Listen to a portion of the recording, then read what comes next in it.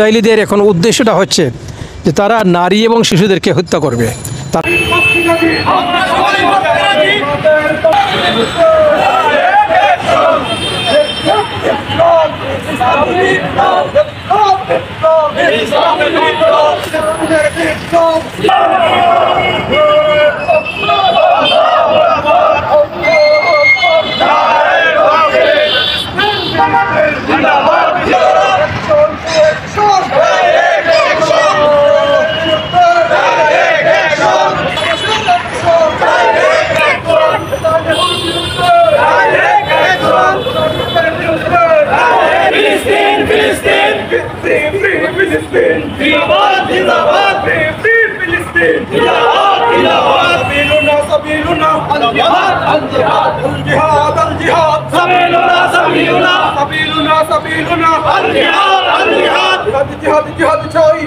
সেই মানবিক দায় থেকে আজকে আমরা এখানে র্যালি করেছি, সংহতি র্যালি।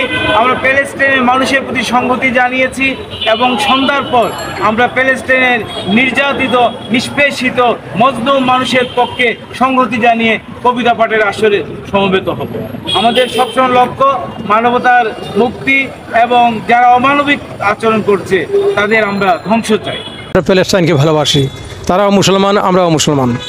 আমাদের দুঃখ হয় যে সারা দিন রাত 24 ঘন্টা, রাত নাই, দিন নাই, ফজর নাই, এশা নাই, যখন ইচ্ছা বোমা মিলে প্যালেস্টাইনি নিরীহ প্যালেস্টাইনিদেরকে হত্যা করা হচ্ছে। আমি আল জাজিরা একটা ছোট্ট সংবাদের এখানে উপস্থাপনা করতে চাইতেছি, সেটা হচ্ছে ইসরায়েলিদের এখন উদ্দেশ্যটা হচ্ছে যে তারা নারী এবং শিশুদেরকে হত্যা করবে।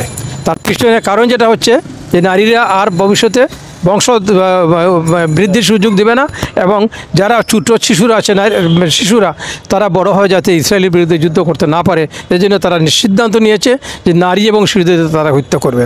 আমরা নিন্দা জানাচ্ছি এবং পৃথিবীর যত মানবাধিকার সংস্থা আছে, জাতিসংঘ, OIC সহ সকলের প্রতি আহ্বান জানাচ্ছি বিশ্বের মুসলিম রাষ্ট্রগুলোকে যে আপনারা এগিয়ে আসুন, আমরাও আসি, আমরা আপনাদের সঙ্গে আমরা প্রতিবাদ করি, আমরা প্রতিশোধ নেওয়ার চেষ্টা করি।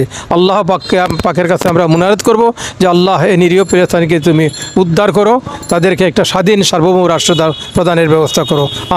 সারা বিশ্বে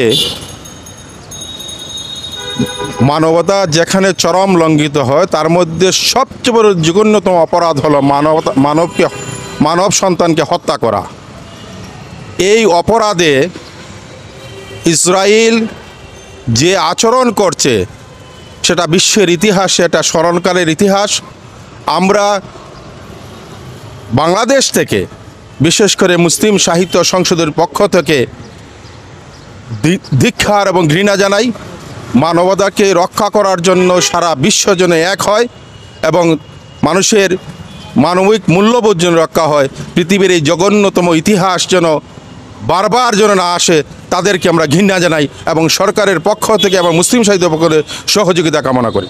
আমাদের বক্তব্য দেওয়ার কিছু নেই, বক্তব্য দেওয়ার জন্য আমরা দাঁড়াই নাই। আমরা শুধু আমাদের মনের ঘৃণা প্রকাশ করছি বাংলাদেশের সকল শ্রেণী পেশার মানুষের পক্ষ থেকে। পৃথিবীর বিভিন্ন দেশে দেশে আজ প্রতিবাদ হচ্ছে। প্রতিবাদের ভাষা একটাই শুধুমাত্র যে গণহত্যা বন্ধ করা। পৃথিবীর যেখানেই গণহত্যা হোক না কেন, মানুষের জীবনমান রক্ষা করার ক্ষেত্রে, মানুষের জান রক্ষা করার ক্ষেত্রে জাতিসংঘ সহ সকল OIC সহ সবাই এগিয়ে আসবেন সেই প্রত্যাশা করি।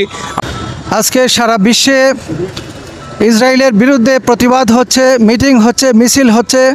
আমরাও বাংলাদেশে কেন্দ্রীয় মুসলিম সাহিত্য সংসদের পক্ষ থেকে আমরা প্রতিবাদ জানাচ্ছি, নিন্দা জানাচ্ছি, ঘৃণা জানাচ্ছি। বিশেষ করে আমরা আহ্বান করব আমরা সারা পৃথিবীর যারা মুসলমান আছি সবাই যেন ইসরায়েলি পণ্য, বিশেষ করে ইহুদি পণ্য যাতে আমরা বর্জন করি। অনেকে মনে করেন যে ইসরায়েলি পণ্য, ইসরায়েলি নয়, ইহুদি পণ্য। সেই বিষয়টা আমরা মাথায় রেখে যত ইহুদি পণ্য আছে সারা পৃথিবীতে সব কিছু আমরা বর্জন করব, তখনই আমাদের প্রতিবাদ সার্থক হবে এবং আমাদের এই যে রক্ত জড়াচ্ছে তারা আমাদের টাকা পয়সা নিয়ে, সেটা যাতে বন্ধ হয় সেই জন্য আমরা তাদের সাথে সকল ধরনের সম্পর্ক ছিন্ন করব। বিশেষ করে পেট্রোল, তেল সব কিছু এদের সাথে বিক্রয় বন্ধ করব। সেই আহ্বান জানিয়ে আমার বক্তব্য শেষ করছি। আজকে গোটা বিশ্বের মানুষ আজকে ঐক্যবদ্ধ হয়েছে। ফিলিস্তিনের যারা ইসরায়েলি সেই যে ঘাতক যে খুনি যারা রয়েছেন তাদের আমরা বিচার চাই। ওআইসির প্রতি আমাদের আহ্বান থাকবে যেন ইসরায়েলকে গোটা বিশ্বব্যাপী নিষিদ্ধ ঘোষণা করা হয়। আমরা ইসরায়েলের যাবতীয় পণ্য বর্জন করব, আমরা মুসলমানদের পাশে দাঁড়াবো। সেই উদাত্ত আহ্বান জানিয়ে কথা শেষ করছি।